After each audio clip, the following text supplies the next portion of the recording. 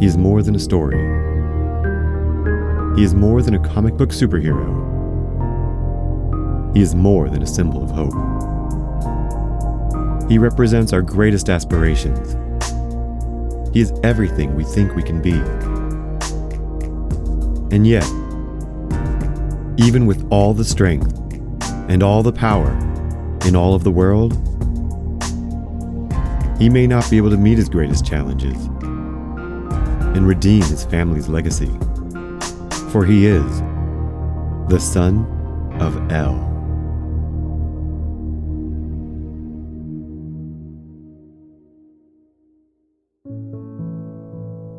Chapter 7. Just a bit of Kryptonite. Able to fly around the world on a whim, Clark found being Superman was its own full-time job. Meeting people from every nation, Clark would commit a little time each day to learning new languages. Different dialects came quickly to him, as though he had some innate ability to understand their meaning. Clark's journalism was soon influenced by his travels. He wrote about the daily lives of normal people around the world, capturing a common thread tying humanity together. A small Turkish village wasn't that different from Smallville. His boss, Perry White, gave him a weekly column exploring small-town life around the world. Great content, Kent. As long as you can do this by satellite and I don't have to fly you around the world, keep it up. Ron Traub didn't hide his disappointment in Clark. A weekly column wasn't what he had been training him toward. Though Clark still worked on local stories, they were far and few in between. Ron cut Clark no slack. That column is all fluff and filler. He didn't appreciate Clark's exploration of small-town experiences. This stuff is cute, but it won't hold power accountable. Clark wasn't so sure. The people in his column were rarely listened to. He was amplifying their voices for the world to hear. As Superman's role on the global stage continued to expand, Clark remembered the wisdom his mother had given him. Go live with the humans, Kal-El. Be a friend to them. That is enough for now. Clark set aside time with his friends and family. Whenever he had a story he thought Jimmy would appreciate, he managed to get his friend assigned to be his photographer. Meanwhile, he and Pete got together to go fishing several times a year, and Clark managed to have dinner with the Kents every week. Lana seemed extra busy in her life and in her relationship with Ted, and though they still wrote back and forth to one another, the letters were less frequent. The same could be said about Clark and Lois's lunches together.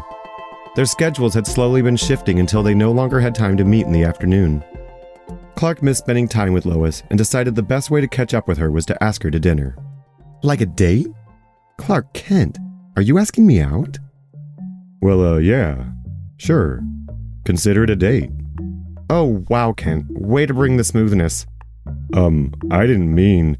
Look, just quit while you're ahead. When do you want to pick me up for the date? Clark hadn't really planned to ask Lois on a formal date. He was initially just thinking that since lunch was not available, dinner made more sense than breakfast. Yet now that he was considering it a date, Clark wondered if maybe it wasn't just her ironic sense of humor he was missing. Maybe there was something more between them, contrary to what her constant teasing suggested.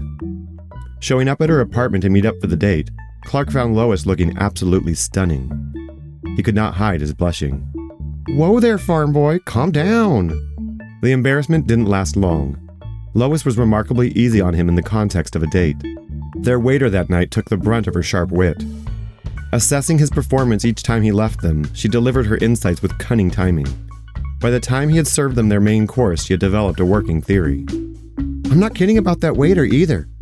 You can see it in his eyes. That Stockholm Syndrome. He's probably working under some tyrant management. Clark played along. Well, we certainly aren't going to stand by in the face of injustice, are we? Not a chance. I say we infiltrate the staff and start a union. The next time the waiter came back around to refill their waters, she leaned in and whispered, Viva la revolution! The waiter looked up at Lois in bewilderment. She gave him a reassuring wink. Her humor was one of the things Clark loved most about her. After dinner, neither of them thought the date should end. For Lois, the choice was obvious. Since you live in that pod complex, why don't you come over to my place and have a drink? Clark couldn't argue. His home was nothing to brag about. Besides, he wasn't sure he wanted her to see it. His crime-fighting headquarters and wall of conspiracy diagrams might seem a little too over the top, even for a reporter. Back at Lois's apartment, they spoke late into the night. Lois began to open up, talking about her life since college and a little about her parents, but Clark didn't know how to open up. He spoke about the Kents, yet when she asked about his parents, he just told her they were good Christians and that they died in a car accident while driving a blue Ford.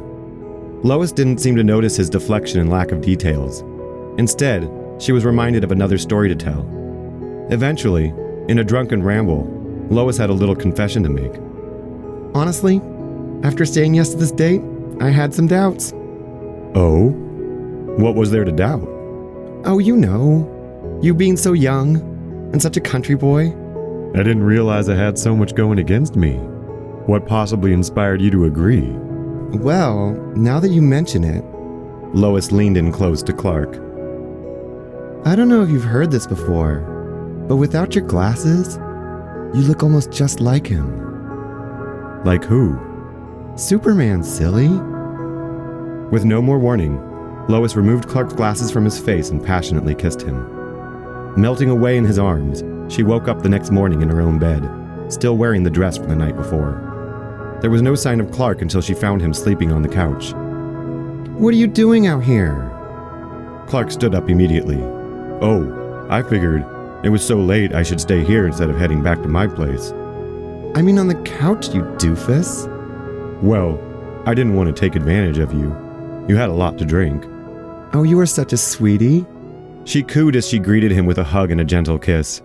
From then on, the two of them casually began to date, introducing a secretive element of deception into Clark's already complicated life. He always had to be careful about revealing too much about himself. Thankfully, being a busy reporter, Lois was sympathetic to Clark's erratic schedule.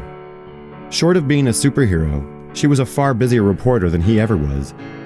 With both of them having limited time to pursue intimacy, Clark was free to be Superman as much as he was needed. The hustle of their careers meant they never made plans ahead of time. Everything was played by ear. It wasn't until Christmas Eve of that year that Lois asked Clark if he had any plans for the holiday. I'm having dinner with my folks at the farm. She scoffed. You booked a trip for Christmas Eve? You must not have heard. All flights are canceled. Trains too. We're snowed in. Clark hadn't heard. He, of course, wasn't planning to go by train or plane, but instead feigned that he knew about the canceled flights all along. Oh, I meant that we're having dinner over a video chat. Oh, that's so quaint and awkward. Well then. Lois leaned in close to Clark's ear so that no one else in the office would hear her. How about you spend the night at my place and we can exchange gifts in the morning? Clark had already told Jonathan and Martha that he would be there for the holiday, but he didn't want to back out on Lois.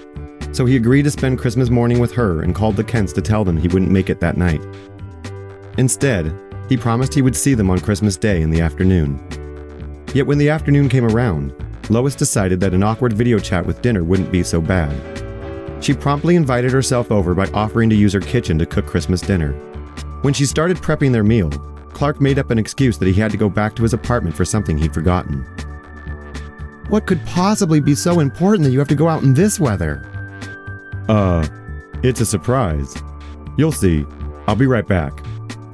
Offering no further explanation, he dashed out the door, flew to his apartment, picked up his Christmas present for Martha and Jonathan, and flew to Smallville like a rocket. The Kents were crestfallen to learn he couldn't stay long. While they exchanged presents, he asked them what in the world he should bring back to Lois as an excuse for why he had to leave. Martha knew just the thing. She gave him one of her pies, still warm from the oven. They said their goodbyes, knowing they would soon be video chatting. Clark stepped out on the porch. With his pie in hand and a bag full of presents slung over his shoulder like some kind of Santa Claus, Clark took just a moment to look across the field. A car was pulling up to the Lang family farm. He saw Lana and Ted unloading their bags as her parents, Sarah and Hank, greeted them. Just before going in, Lana stopped and stood out in the early winter dusk. She turned to face Clark and their eyes locked, even at that distance. Just as Ted came back out to carry another load to the car, Clark flew away. What are you looking at? Oh, a shooting star. Did you make a wish? She had. She kept it to herself. Lana wished Clark a Merry Christmas. She hoped he was happy. His letters gave her doubt. They hinted at something Clark longed for, yet never said. Either he didn't know it was there, or he had no words to name it. Back at Lois's apartment, dinner was nearly done. She was delighted when Clark walked in with a freshly baked pie, though found herself in disbelief. How do you have time to heat it? And how did it stay warm through the snow? Clark shrugged. It was nearly time for the dinner video chat. As Lois had guessed, it was nothing but awkward. The Kents couldn't bring themselves to speak naturally. Most of their family dinner banter centered around Clark's adventures. To fill the void, Lois led much of the conversation when Martha wasn't telling an amusing anecdote. Before that night, Clark had never fully appreciated Martha's ability to steer a conversation topic. She could turn it away from whatever she pleased. He had learned to do the same in order to keep his two lives separate. It was effortless, yet it was also a constant chore, especially dealing with Lois. She was a reporter after all. Lois knew how to ask a line of questions, always keeping Clark on his toes. For months, as they dated, it became a kind of game between them. Who was the better reporter? Clark had no doubt. Watching her up close and in action was like a master class in journalism. Lois was a far more daring investigator than he had ever been. When he wasn't Superman, Clark tried to keep a somewhat lower profile. Lois took risks he would never consider. She was an especially adorable little woman. Clark suspected this got her some leeway in her escapades. One morning, as they headed to work together, Lois confessed to Clark that she had a new scoop. She had managed to get an entry badge for a security firm called Hive. They're basically 50% of LexCorp's security detail. I figure I can slip in with the morning shift and work my way through the office as the new girl all day. I really wish you'd reconsider. I knew you'd say that. That's why I waited until today to tell you. Don't worry. I'll keep you posted. Indeed, Lois kept her promise. As she made her way deeper into the facilities, she sent Clark updates all morning. They started out as playful, but progressively came more serious. The final message was downright ominous. Uh-oh. This might be some kind of experimental weapons factory. Discovering the factory inside of Hive headquarters was otherworldly to Lois. None of the technology in the room was even remotely familiar to her. Admittedly, Clark was right to object to her plan. She was in well over her head. It was while attempting to sneak out that she tripped some kind of alarm, instantly blocking her phone signal. When Clark stopped receiving her messages, he transformed into Superman and hurried to Hive headquarters. Had he thought things through, Clark would have perhaps gone about it differently. His only plan going in was to make saving Lois appear to be coincidental.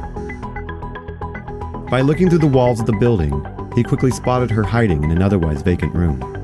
To divert attention away from Lois, he walked straight through the front door, asking to inspect the facilities. It seemed like an absurd plan, even to him. Yet he did not expect it was so preposterous that he would be met in the lobby by two walking tanks. These turrets on legs opened fire on him, perfectly playing into Clark's plan.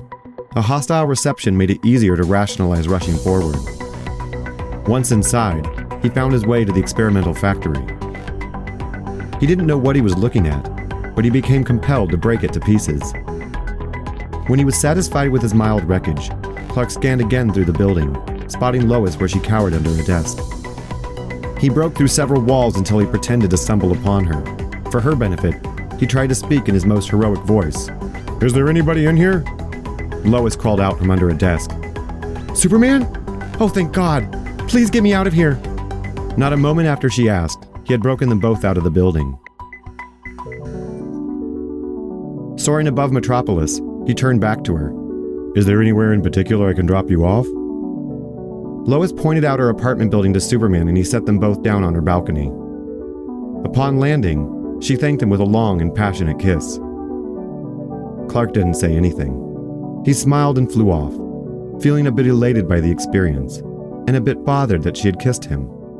That night, when Clark arrived at her apartment, Lois seemed distant. She hadn't remembered to message Clark until an hour after she got home.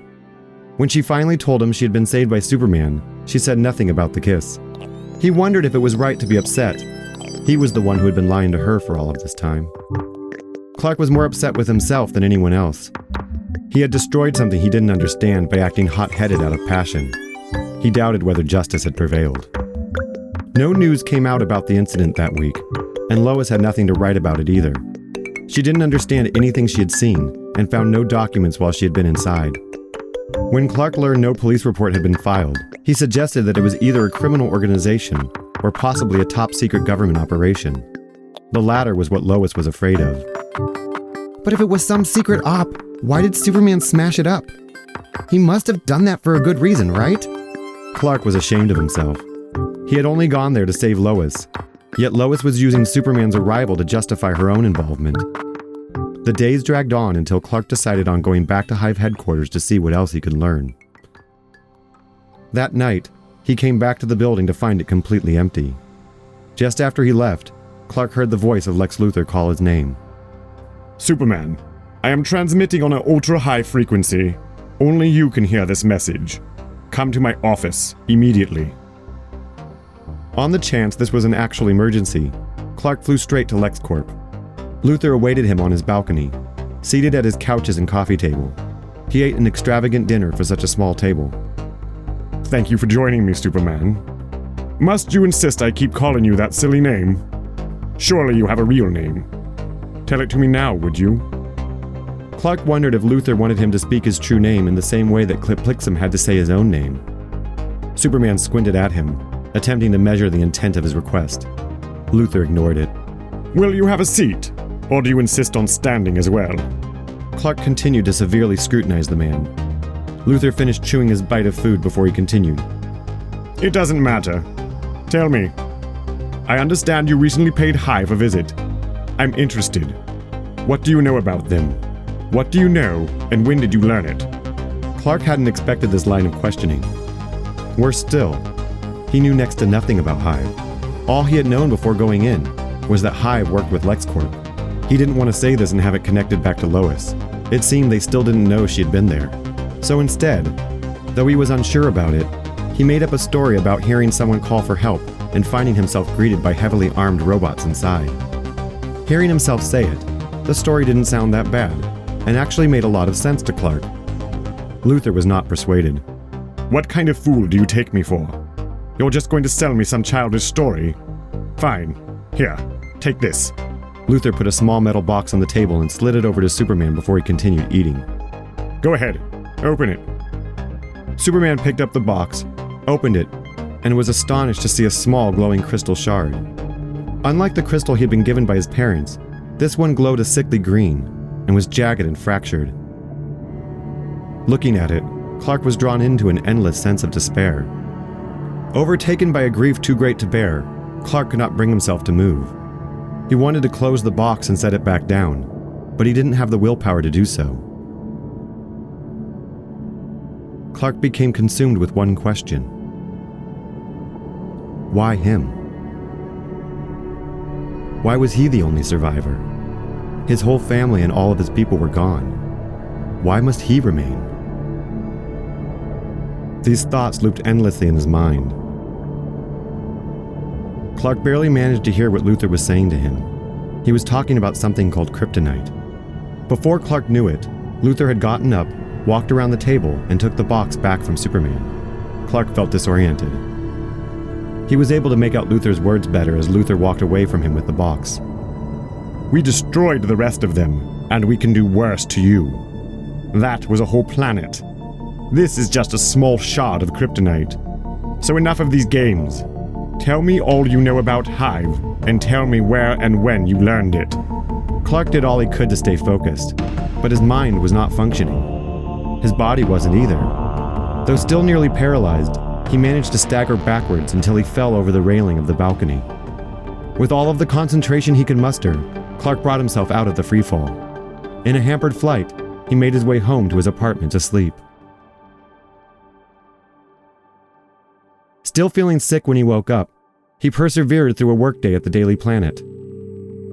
While Superman was going to have to take the day off, Clark barely felt well enough to work at his desk.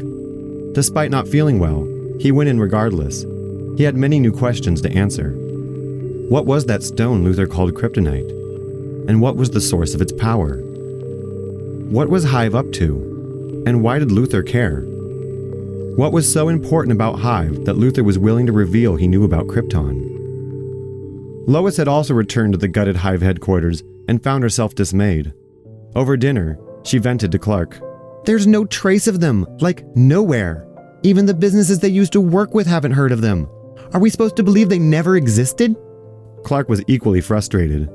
For all of his efforts to learn about it, Kryptonite might as well have also not existed. No geologists anywhere had heard of it. Clark's unanswered questions led him nowhere but to a sense of despair. He was afraid of this strange stone. Learning about it was his only defense. Days passed and Superman was barely seen. Clark, meanwhile, had little to say. Evenings with Lois were spent in silence. She wondered if they had lost some spark. Saying nothing, she hoped Clark would open up. Clark could sense this in her, but he didn't know where to start. To avoid the conversation, he began staying late at the Daily Planet. It was while leaving the office late one night that a mysterious man in a trench coat asked Clark if he was looking for Hive. The man introduced himself as a private detective by the name of John Jones. "We shouldn't be seen together, so I don't have long. John Corben is Luthor's assistant. He will eventually lead you back to Hive." The sound of footsteps and rattling keys echoed from down the hall, startling Clark. When he looked back, the man was gone. He had vanished in the long hallway without a sound, as though he had never existed. Clark didn't know what to make of Jones, but he had the clue he was looking for: a name, Corben. Having this one direction to go in restored his sense of purpose. Superman was back. He resumed his patrols of Metropolis like never before. All the while, he kept a close eye on Corben, tracking his movements from high in the sky. From Lois's perspective, Clark had gone from being quiet and emotionally distant to being altogether unavailable. Should she see him at all, he spent all their time together brooding on Corben or Luthor. Clark's calculating plotting consumed him. He never saw it coming when Lois set a box of his things on his desk. "We're over. I don't have time for this petulant stoicism. If you have nothing to say, fine, I have nothing to say." Yet Lois had far more to say. Over the next few days, she scathed at Clark every chance she could. It drove her mad that he was entirely unbothered by it. Clark didn't notice her grief. He was fixated on Corben. In his off hours, Corben had become Clark's hobby while he kept watch on him from above. Corben's routine included visits to a waterfront drainpipe. Several times a day, John Corben went in and out. Was this where Hive had relocated to? Corben unloaded several crates from his van, dollying them into the drainpipe. Several minutes later, he appeared to load the same crates back into his van. Clark decided this was the moment to make his move. Once Corben finally drove away, Clark went in to investigate. Nothing about the drainpipe was unusual. It was damp and had no exits but the one he had come through. The drainpipe was no place to put a secret lair. As this realization washed over Clark, footsteps from behind him caught him off guard. It was Corben with a slingshot. He had already let his shot go before Clark turned around. Taking no effort, Superman plucked Corben's marble from the air. Only after he caught it did he realize the marble was carved from Kryptonite. As Clark's hands closed around the small green stone, his knees gave out. This marble was a part of the same stone he had held at LexCorp Tower. He could sense it the moment it landed in his palm. Through touching it, he could sense millions of souls crying out. Krypton was dead. His grief for his planet seared into his heart. He didn't want to survive its end. This was all that remained of his birth home. Kal-El was only a baby when he left. He had no choice. He was as powerless to its destruction as he was powerless to this kryptonite. While he lay inside the drain pipe in agony, John Corben and Lex Luthor stood over him. Luthor looked down on Superman with disdain. "You don't know when to give up, but I don't care. Fine, don't answer my questions. Don't take an honest paying job when I offer you one. But be sure to stay out of my business. Don't follow my employees, and don't force me into setting childish traps for you." Corben jumped in. What kind of fool doesn't think I'll see him like an extra star in the sky at night? Lex motioned snidely at Superman. "Oh, John, he is no fool. It's only that these creatures have no humility. He simply didn't think he was vulnerable, so he took no caution to hide himself. Their arrogance is their downfall. Kryptonians cannot help themselves. I'll leave him to you to instill a lesson. Then let him rot away here, forever for all I care." Lex Luthor departed, and Corben promptly gave Superman a beating.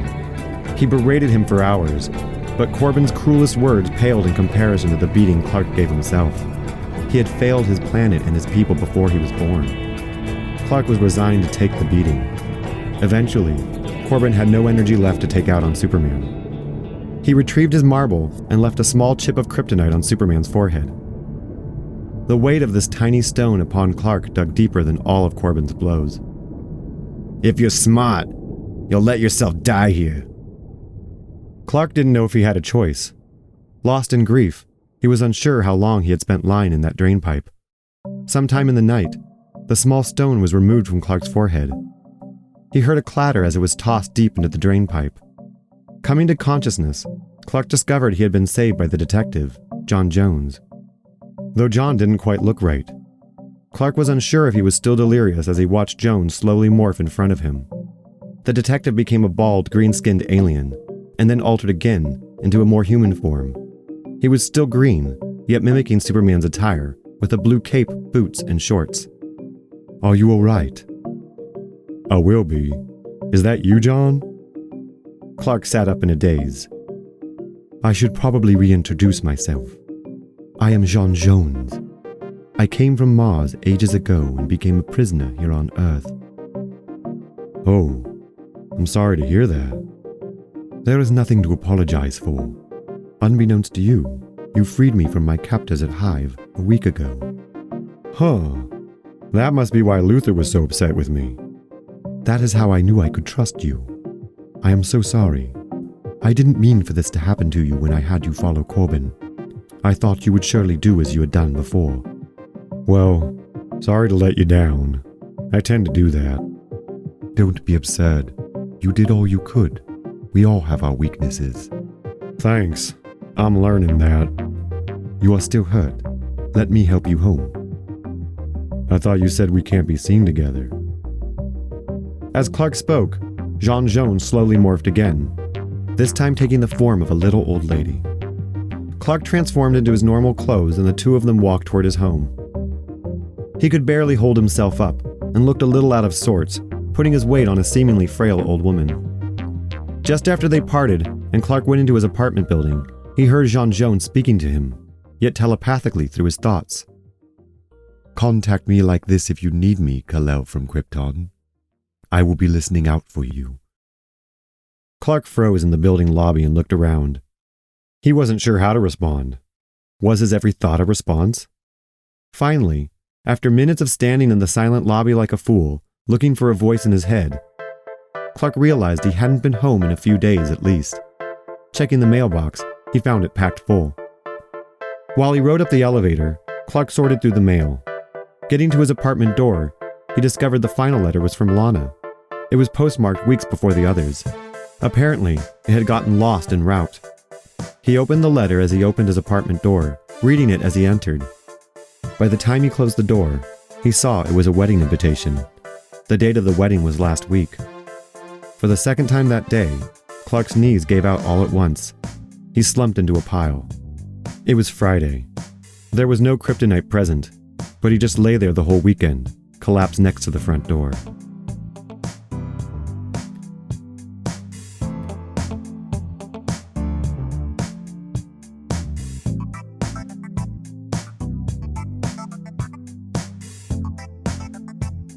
Thank you for listening.